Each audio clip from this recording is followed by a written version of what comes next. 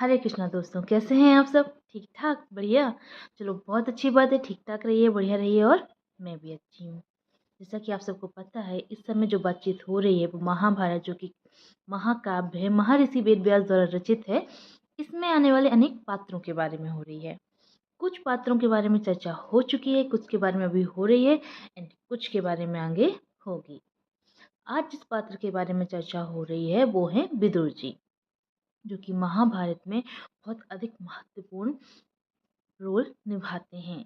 विदुर जी किसी युद्ध में तो कभी भी पार्टिसिपेट नहीं करते हैं, लेकिन इनकी जो सूझबूझ है, इनकी जो दूरदर्शिता है, वो अतुलनीय है।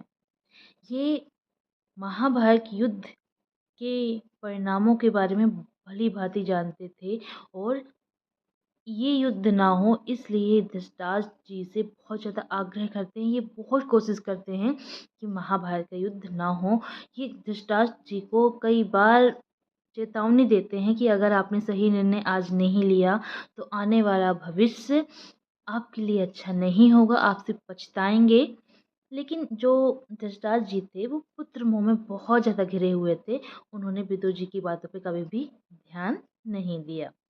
विदुर जी बहुत अच्छी तरीके से जानते हैं कि क्या करना है, क्या नहीं करना है, कब करना है, कब नहीं करना है, क्या बोलना है, कितना बोलना है। तो कब कब वो अपनी भूमिका आके बताते हैं, किस किस तरीके से ये धृतराष्ट्र जी को आगाह करते हैं, पांडवों की ये किस तरीके से चिंता करते हैं, और पांडवों को किस तरीके से ये सुरक्षित करते हैं। इन सब के बारे में चर्चा होगी आज। लेकिन स्टार्ट करने के पहले मैं वही पुरानी बात बोलूँगी कि अगर आपने चैनल सब्सक्राइब नहीं किया है तो प्लीज़ चैनल सब्सक्राइब कर दो। चैनल सब्सक्राइब कर देना। वीडियो पसंद आए तो लाइक कमेंट शेयर कर देना। चैनल ज़रूर सब्सक्राइब कर देना, भूलना बिल्कुल भी नहीं, कर देना। ठीक है, फ्री ऑफ कॉस्ट होता है तो क्या ही जाएगा, कर देना। विदुर जी, जिनको बहुत अच्छी तरीके से पता है कब बोलना है, क्या नहीं बोलना है, किस तरीके से किस सिचुएशन में रिएक्ट करना चाहिए, कब विनम्र हो जाना चाहिए और कब कठोर होने की आवश्यकता पड़ती है। हम देखते हैं कि जब वर्णाव्रत में रक्षा गृह बनाने का षड्यंत्र रचता है दुर्योधन अपने मामा शकुनी व कर्ण के साथ मिलकर, तो किसी तरीके से विदुर जी को इस योजना के बारे में पता चल जाता है। वो युधिष्ठिर जी को मलीच्छ भाषा में सावधान होने के लिए बोल देते हैं, वह जिसकी वजह से पांडव अपनी माता कुंती जी के साथ उस रक्षा गृह से सुरक्षित बच जाते हैं। विदुर को छोड़ के ये बात किसी को भी नहीं पता थी कि पांडव जीवित हैं। बट विदुर ये बात उस समय किसी को भी नहीं बताते हैं। वो चुप रहते हैं क्योंकि वो नहीं चाहते थे कि षड्यंत्रकारी जो थे वो सतर्क हो जाएं और पांडवों के ऊपर कोई संकट आए। जब तक पांडव मजबूत नहीं हो जाते हैं वो चुप रहते हैं। लेकिन पांचाल में जब द्रौपदी जी से उनसे विवाह हो जाता है तो अब पांडव मजबूत हैं, क्योंकि वो पांचाल जैसे एक शक्तिशाली राज के साथ अब जुड़ चुके हैं। इसलिए विदुर भीष्म पितामह को सारी सच्चाई बता देते हैं, और अब वो एकदम निस्फिक्र थे पांडवों की सुरक्षा को लेकर। महाभारत युद्ध के परिणामों के बारे में विदुर जी बहुत अच्छी तरीके से जानते थे। इसलिए इस युद्ध को रोकने का हर संभव प्रयास वो करते हैं। वो धृतराष्ट्र जी से ये भी बोल देते हैं कि वो पुत्र मोह त्याग दें, दुर्योधन को त्याग दें, या इसको बंदी बना के कारागार में डाल दें, लेकिन ये युद्ध किसी तरीके से रोक दें। जब उनकी इस बात को वो धृतराष्ट्र जी नहीं सुनते हैं तो अब विदुर जी शांत हो जाते हैं, कुछ भी नहीं कहते हैं। युद्ध होता है। युद्ध के बाद अब जब धृतराष्ट्र जी के सभी पुत्र की मृत्यु हो चुकी है तब विदुर जी उनसे मिलने आते हैं, लेकिन अब ये विनम्रता के साथ मिलते हैं क्योंकि उन्हें पता है कि अब कोई भी कठोर वचन बोलना उचित नहीं है। उनके भाई धृतराष्ट्र बहुत उदास हैं, हताश हैं। अब उनके लिए विनम्रता ही उपयुक्त है। जब धृतराष्ट्र जी के सामने विदुर आते हैं तो धृतराष्ट्र जी फिर से अपना दुख उनके सामने रखते हैं, बोलते हैं अब मैं क्या करूं। तो जिस तरीके से श्री कृष्ण जी अर्जुन जी को उपदेश देते हैं, उसी तरीके से अब विदुर जी धृतराष्ट्र जी को उपदेश देते हैं और उनसे बोलते हैं कि आपके पुत्र जो थे वो अवश्य ही सक्षम थे, शक्तिशाली थे और उन्होंने युद्ध लड़ा है। युद्ध में वो वीर गति को प्राप्त हुए हैं। आपको उनके लिए शोक अब नहीं करना चाहिए। आपके पुत्र एक अप्रकट जगत से आए हुए थे। इस प्रकट जगत में अब वो उसी अप्रकट जगत में वापस लौट चुके हैं। अब आप पांडवों को अपने पुत्र के समान प्रेम करिए। पांडव आपको बहुत प्रेम करते हैं, बहुत आदर सम्मान करते हैं।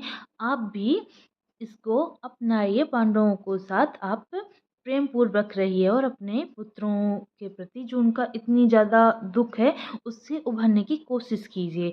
इस बार वो कोई भी कठोरता से भरे हुए शब्द धृतराष्ट्र जी को नहीं बोलते, क्योंकि उनको पता है इस समय धृतराष्ट्र जी बहुत दुखी हैं और एक कठोर शब्द उनको और अधिक दुख पहुंचाएगा।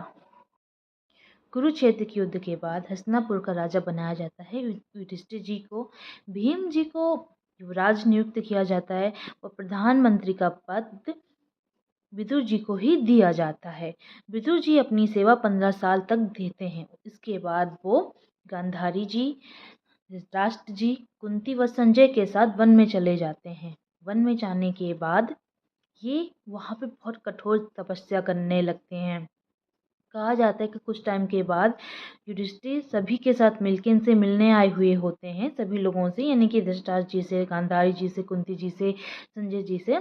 तो तब जब वो कुटिया में पहुंचते हैं तो वो देखते हैं कि वहाँ पर विदुर जी नहीं है। बाकी सब होते हैं लेकिन विदुर जी नहीं होते। तो युधिष्ठिर जी ये चीज़ देख के थोड़ी सी व्याकुल हो जाते हैं कि उनके चाचा जी कहाँ पे हैं। अब ये बात वो पूछते हैं तो उनको जवाब मिलता है। जो कुंती जी थीं वो बताती हैं कि जो विदुर जी हैं वो बहुत बहुत ज़्यादा कठोर तपस्या कर रहे हैं। उन्होंने भोजन वगैरह लेना छोड़ दिया है, वस्त्र का भी त्याग कर चुके हैं और तपस्या कर रहे हैं। उसी समय वहाँ पे विदुर जी आए हुए होते हैं। जैसे ही वो देखते हैं कि कुटिया में इतने सारे लोग आए हैं तो वो आंख बचाते हुए वहाँ से निकल जाते हैं। लेकिन उनको निकलते हुए देख लेते हैं युधिष्ठिर जी। युधिष्ठिर जी उनका पीछा करते हैं क्योंकि वो अपने चाचा जी से मिलना चाहते थे। लेकिन जो विदुर जी थे बहुत तेजी से भागते हुए एक बरगद के पेड़ के नीचे आते हैं और सब टिके खड़े हो जाते हैं। जब युधिष्ठिर जी देखते हैं कि वहाँ पे विदुर जी खड़े हैं तो वो उनके पास जाते हैं और जैसे ही युधिष्ठिर जी उनके पास जाते हैं तो युधिष्ठिर जी उनकी आंखों की साइड देखते हैं। जब युधिष्ठिर जी उनकी आंखों की साइड देखते हैं तो थोड़ी देर के लिए युधिष्ठिर जी थे एकदम शांत होकर खड़े हो जाते हैं। उनको लगता है कि जैसे कोई ऊर्जा उनकी बॉडी के अंदर आ रही है जिसने एकदम उनको शून्य कर दिया है। और उसके बाद वो देखते हैं कि जो विदुर जी थे उन्होंने अपने प्राण त्याग दिए हैं। विदुर जी जो कि महाभारत की बहुत अधिक महत्वपूर्ण भाग हैं। इन्होंने युद्ध में तो पार्टिसिपेट नहीं लिया लेकिन जो इनकी नीतियां हैं वो आज भी पढ़ी जाती हैं, समझी जाती हैं। ये स्पष्ट रूप से क्या सही है क्या गलत है, कब कैसा आचरण करना है कैसा नहीं करना है जानते हैं और वही वो दूसरों को भी समझाते हैं। धृतराष्ट्र जी से एक बार ये कहते भी हैं कि राजा को ऐसे वचन बोलने वाले बहुत से मंत्री मिल जाएंगे जो अच्छे वचन बोल रहे हों, वो ऐसे वचन बोल रहे हों जो राजा के कानों को तो अच्छे लगते हों लेकिन वास्तविक ज़िंदगी में राजा के हितकारी ना हों। इसलिए राजा को उन मंत्रियों को पास में रखना चाहिए जो निडर होकर सत्य बोले। भले ही उससे राजा को क्रोध आ जाए, राजा को अच्छा ना लगे, लेकिन राजा के लिए हितकारी ही हो। हित में वचन बोलने वाला इंसान ज़्यादा अच्छा होता है जबकि मीठे वचन बोलने वालों से। ये हर तरीके से हर बार हर संभव प्रयास करते हैं परिवार में शांति बनाए रखने के लिए, दुर्योधन को समझाने के लिए या पांडवों की रक्षा करने के लिए। ये हैं विदुर जी जो कि बहुत ज़्यादा सुलझे हुए हैं। इनके बारे में, इनकी नीतियों के बारे में अगर और डिटेल में आपको जानना है तो कमेंट्स में बता देना, मैं ज़रूर वीडियो बनाऊंगी उसके ऊपर। आज की वीडियो में इतना ही रखूंगी। बस जाने से पहले मुझे वही पुरानी घिसी पिटी पुरानी बात बोलनी पड़ती है कि आप लोगों को ज़्यादा कुछ नहीं करना है, सिर्फ और सिर्फ चैनल सब्सक्राइब करना है, वीडियो लाइक कमेंट शेयर करना है, इससे ज़्यादा कुछ नहीं करना। और ये सब एकदम फ्री ऑफ कॉस्ट होता है, कुछ भी नहीं लगता। तो सब्सक्राइब कर दिया करो, इसमें कुछ भी नहीं जाने वाला। भूला मत करो, हमेशा भूल जाते हो, बार बार मुझे याद दिलानी पड़ती है। सब्सक्राइब कर देना। ओके, जय श्री कृष्णा।